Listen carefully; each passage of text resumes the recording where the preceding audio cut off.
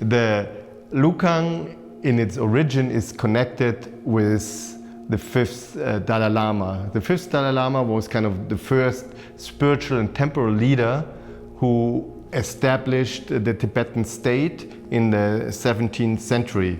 He moved the capital from Shigatse to Lhasa, and for that he built the new palace, the Potala.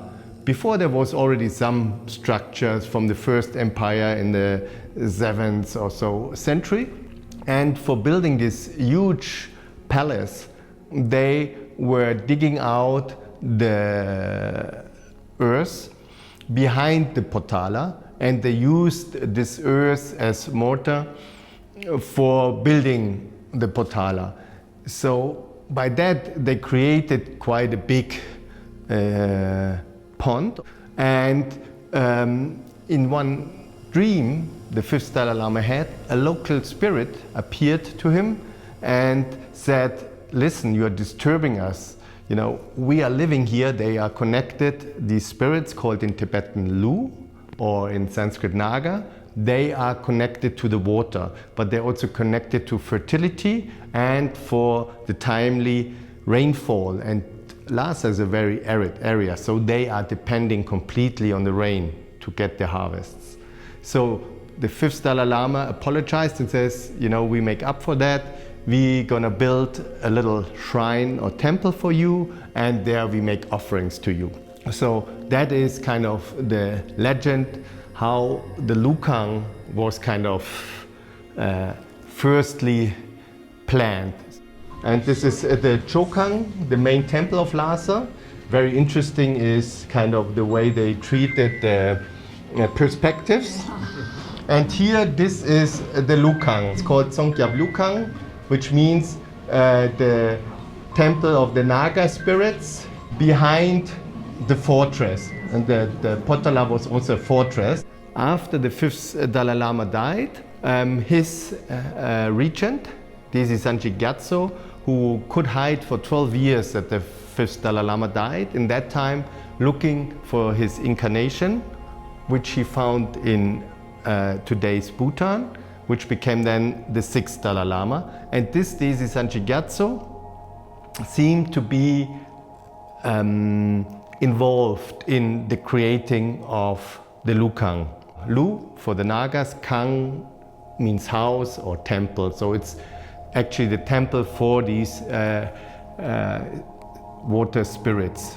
There's good reasons to believe that the design we see today is going back to the time of Desi Sanji Gyatso and the sixth Dalai Lama, but maybe the structure we see of that building is from 1781. Even in Lhasa, when I looked in the Tibetan local guides, they gave these two different dates. One said this, the other said that. So we need to find some documents about the founding of this building to be sure.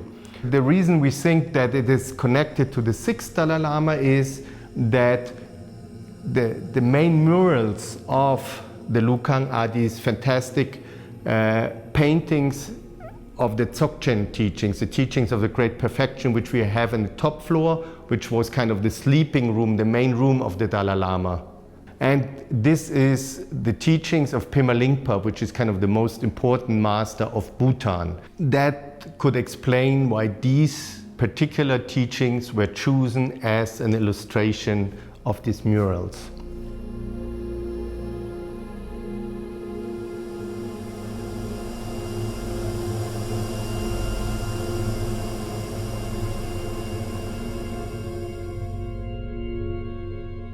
So the first book ever publishing images of these murals and of the Lukhang was Crystal and the Way of Light by Chögyal Namkhai Norbu.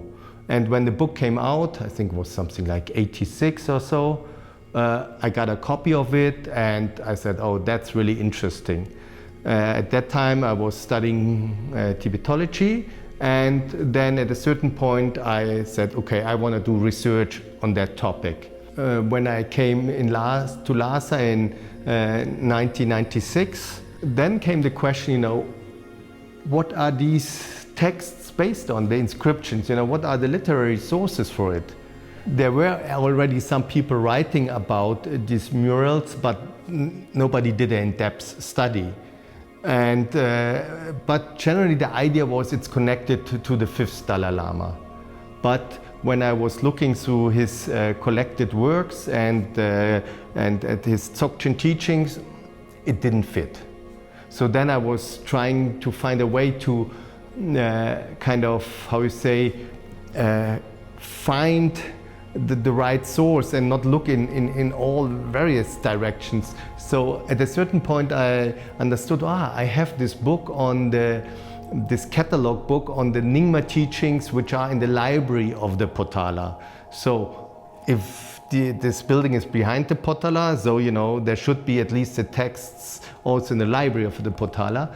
And in the Lukhang on the southeast wall we have kind of this historical scenes. There are various masters of Tibetan history like Milarepa, Tangtong Gyalpo, Longchenpa, Padmasambhava, but one of them is also Pema Lingpa.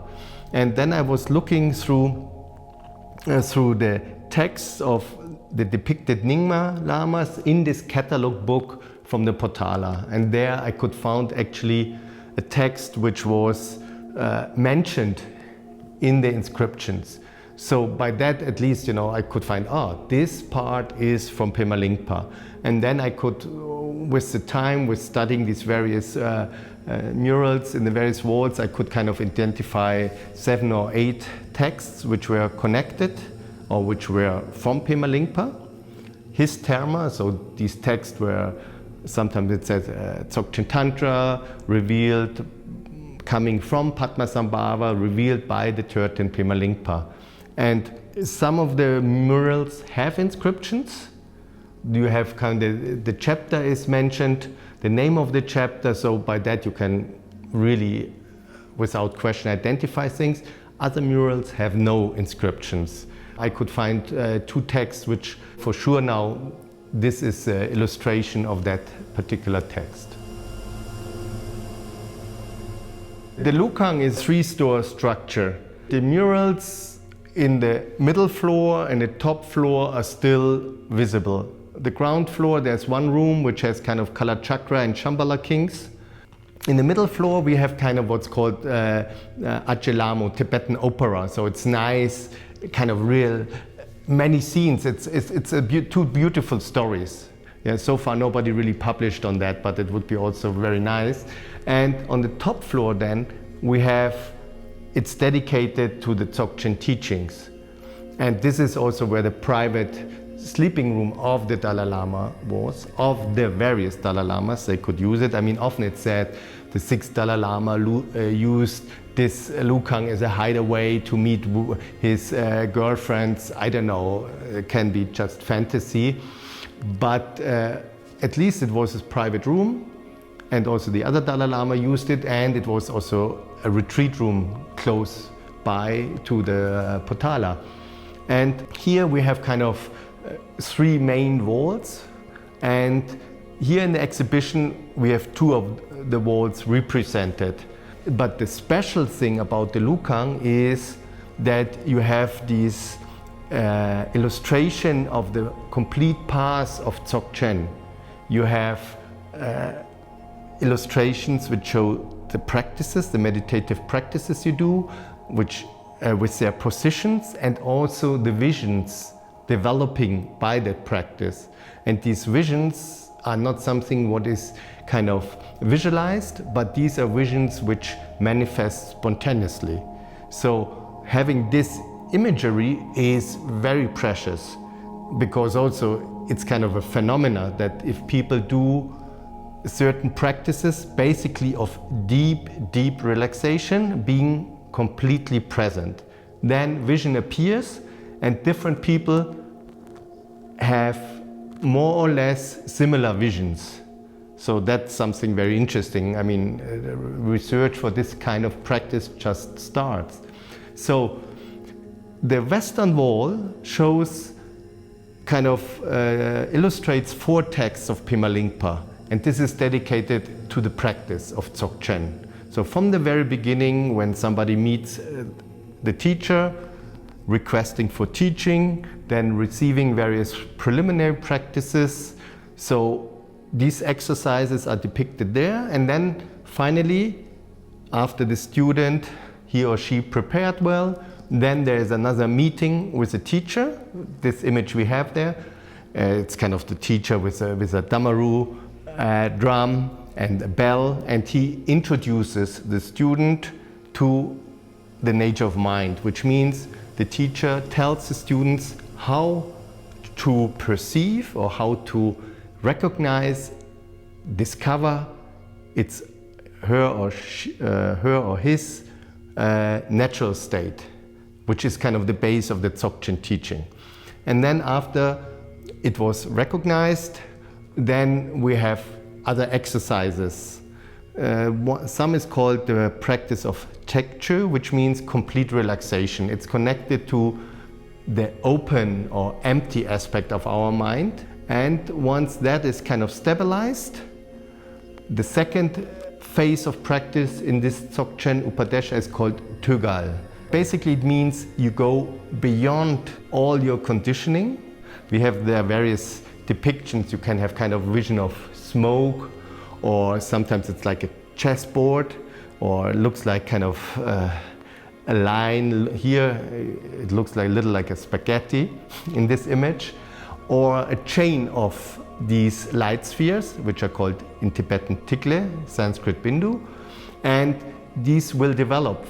Then in the process of development, they go kind of in the teachings, they explain it by 4 steps, the 4 visions. Then when they fully develop, you see mandalas. Not something you have studied or learned, but they look like mandalas we know from tankas. You know, you have kind of a big circle.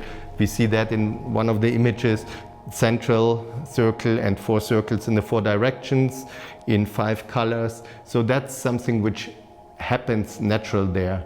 And then in that process, these visions kind of become again less and less, and more you are just in the presence, you are just in the state of awakening. Because enlightenment means that you are awake, no more distraction, no more delusion.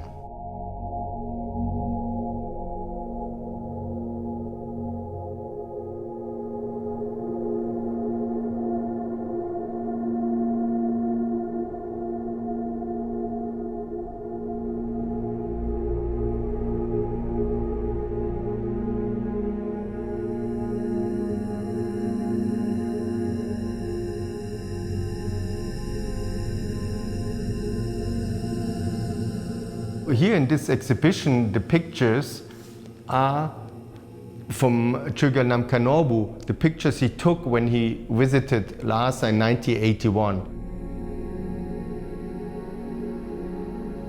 And at that time, parts of the wall were still existing, which nowadays are destroyed. They did a renovation, water was leaking in, the color kind of crumbled off, so parts are missing. But the pictures of Rinpoche, we know what was in the place, which now is gone. Not all of the murals which are visible right now, they are not really properly documented. That is something which really needs to be done. The other thing is the building is not well protected. The Potala is under UNESCO, but unfortunately the Lukhang, which is just, you know, it's part actually of the whole thing, but it belonged to the Ministry of Forestry and it didn't become part of the UNESCO. So by that it's not really well protected. The other thing is these pictures, they show in a unique way human potential, and it kind of show in a very accessible way what as humans, what possibilities we have. I mean, the final goal of these teachings is go beyond suffering, but even go beyond death.